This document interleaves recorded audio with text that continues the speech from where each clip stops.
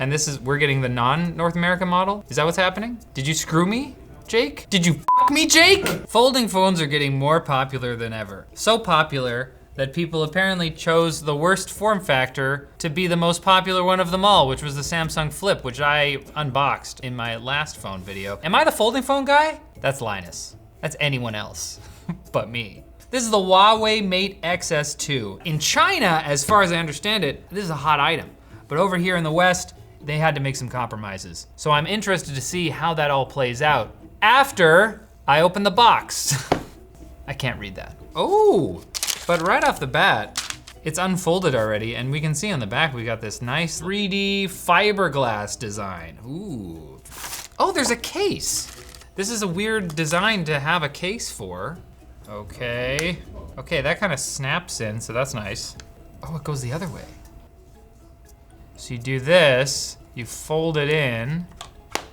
Oh, okay, I see the function of this. This is basically like, if you wanna use it like a regular phone, then you can have this case in the back that protects this screen on the other side and put it down and stuff without really worrying about scratching it. That's pretty nice, but this is a really awkward, if you wanna unfold it, you have to hit the button to release it. And then you have this thing like flapping off the back of the phone. And then you're using it like, I mean, it's not that annoying. Once I kind of get used to it and I know that it's there, it's not that weird, but like, it still is like a weird implementation. It's not very refined. I mean, in one way, like I'm trying to think about what else they could have done, and there's not much. This phone is a little bit unique in the way that it implements the folding design. Most other folding phones, as you may know, fold kind of the other way so that the screen stays on the inside, but this one folds the other way so that the screen is always on the outside. It uses something that Huawei is calling their Falcon hinge. I don't even know if that's necessary. I don't know about the reasoning for why they did this, but the fact of the matter is that when unfolded, it is thinner and lighter than some of the other folding phones on the market. Do you know anything about this? It doesn't have Google on it. Yes, I'm aware. Are you? Yeah. In fact, it's so light that it's only 260 grams. That's actually impressive that it's like exactly 260 grams. It feels light. There's the banana. Okay? All right, on the top we got one of the speakers. I believe there's on another side. There's one on the other side, but we'll find out when we get around to it. Over here we got the volume rocker and the power button / fingerprint reader, looks like, which seems like it's fit nicely into the curve of the phone. You wouldn't, like, that's the challenge with a phone like this. With the other ones, you'd fold the other way and you can just put it on this edge here. But this edge is concealed and this one's exposed, so you end up having to put the buttons on like a rounded edge that looks like it's continuing the display. Although they didn't need to make it look like that, did they? They decided to make it look like it's like one full display that's folded around. On the bottom, I should say, we got the USB-C port that's like kind of put into this little, I'm gonna call that the nubbin. Another speaker there and another mic? So I guess there's two, oh, there's a mic on the top as well. And, oh no, that's not the mic, that's the pin for the SIM card slot. On this side, we just have the little clicky doohickey, which I'm going to put into place so you can see how that works. It's got a latch that you actually have to release with the button there. And this button releases the folding phone, and then it kind of like, ooh, it's like watching a flower unfold or something. Pew. And also on the back here, we got the camera array, but we're gonna talk about that once we actually do the camera tests. Let's turn her on.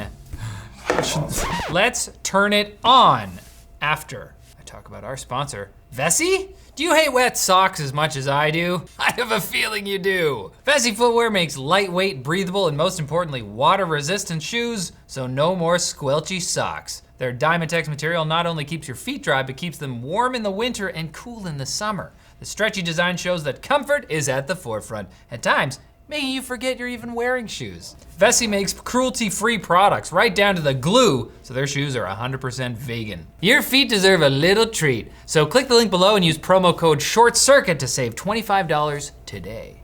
Okay, so if you decide to use it just as a regular phone, you're getting a 6.5-inch screen with a 2480 by 1176 revolution.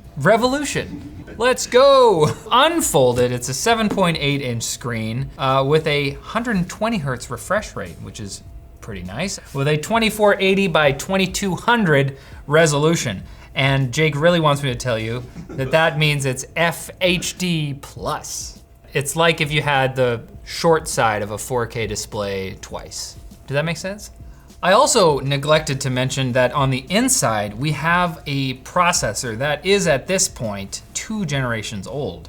So you are compromising there. It does have 8 gigs of RAM, which is pretty good. 512 gigs of storage in this model, but I think there's also a 256 gig version, is that right? I'll talk about the form factor for a second, because with the Flip 4, I spent a great deal of time complaining about why anyone would make that or why anyone would want it. And the fact that it was the most popular phone makes my blood boil, frankly.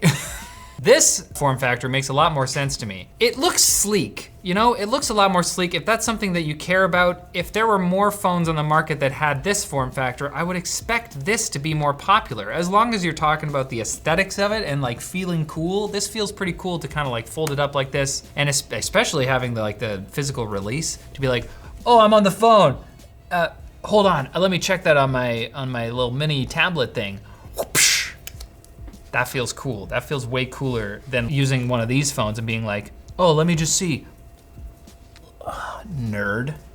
You get the benefit, obviously, of more screen real estate, which will let you do some cool things like, multi-window becomes way more interesting and useful on a phone like this. We're in the music app.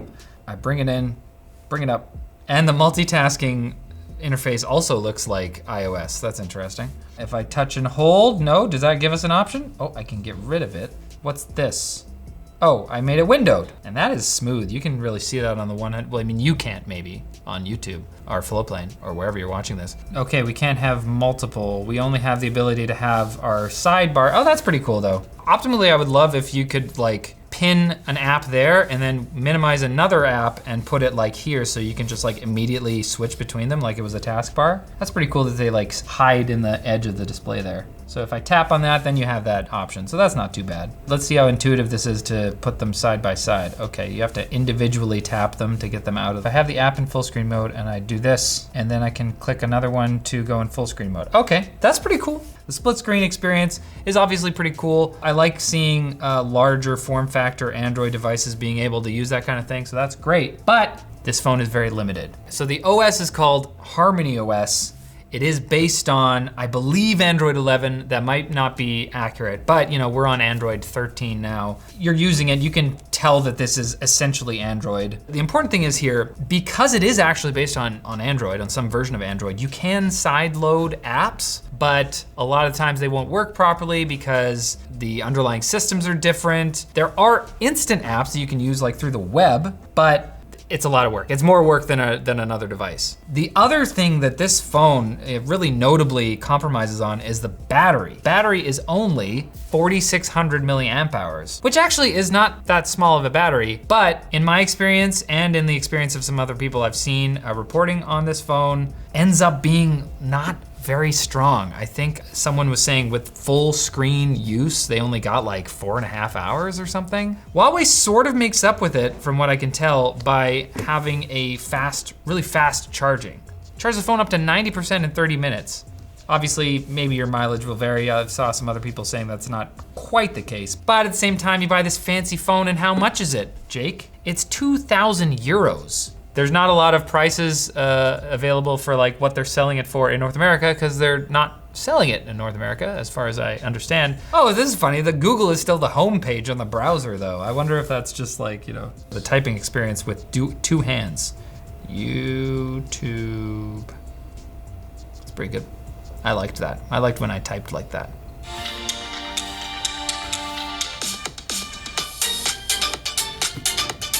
That's pretty bad. That's max.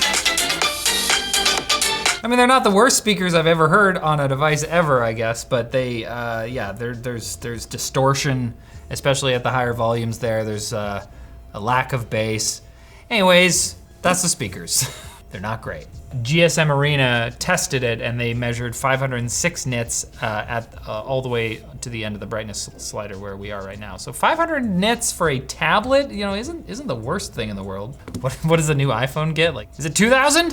Whew, so not quite there. Let's check out the cameras. Touch to turn on the secondary screen. Whoa, oh, that's cool. So I can see what I'm doing over here, and I can also see, and you can see what I'm doing. Wait, what? So wait, what do you see right now? Us. If I take a photo, what does that look like? Probably what we see. Yeah, it flashed. All right, you're seeing, What you see. right. Which is us. But I can't make it so that I flip it around and then you are also, you can't see anything. Yeah, you. The button that I used to do that is gone. There's a button there. This is the button that you press to activate the rear screen. One of these cameras is a 50 megapixel main shooter. There's a 13 megapixel ultra wide and a 8 megapixel telephoto. Whoa, we're at 30 times zoom. Wait, I want to take a photo. The stabilization seems to be catching up pretty good. Oh, there he is. Nice. Yeah, this is the annoying thing about that, is that I want to hold it by the nubbin all the time, but when I go like this to get what I hope is going to be landscape video instead of vertical video, wow, we got some crazy. The stabilization makes it so that when I do this, you guys are just like in a perpetual state of motion blur. Maybe if I'm doing a selfie, I should just accept that I have to do it this way. And then I hit record. And this is the selfie cam.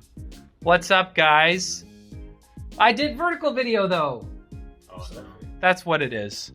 I like the quality of this. This looks pretty nice for a selfie cam, which is a what? 10.7 megapixel. Not that megapixel really matters, but it's a f2.2 aperture and all that, I don't know. It really comes down to the experience. And that's not bad at all. On the flip video, people are saying I was incorrect about my putting it in my pocket and saying that it was less comfortable and stupid. That's my opinion. If you like it, that's that's up to you. But I didn't like it because I didn't like there being like a little rock in my shorts. I prefer there to be a longer slab because then it's kind of like is more uniform. It does indeed fit in your pocket. It fits in my pocket when it's unfolded, so it'll fit in everyone's. Oh God. So at the end of the day, you know, as beautiful as this device is, as thin and light and you know, nice to the touch as it is, the fact of the matter is that this phone could have been more useful to customers outside of China than it ended up being. Battery is another thing that's not so great. The cameras seem pretty good. Speakers are bad. Am I going to buy it? No. Should you buy it? I'm not here to tell you what to do. Does it fit in your pocket? Absolutely. Should you subscribe to ShortCircuit? Definitely subscribe to Tech. Hey, if you like this video, go watch my Samsung Z Flip 4 video which I referenced multiple times in this video. So just so you know, just so you have that.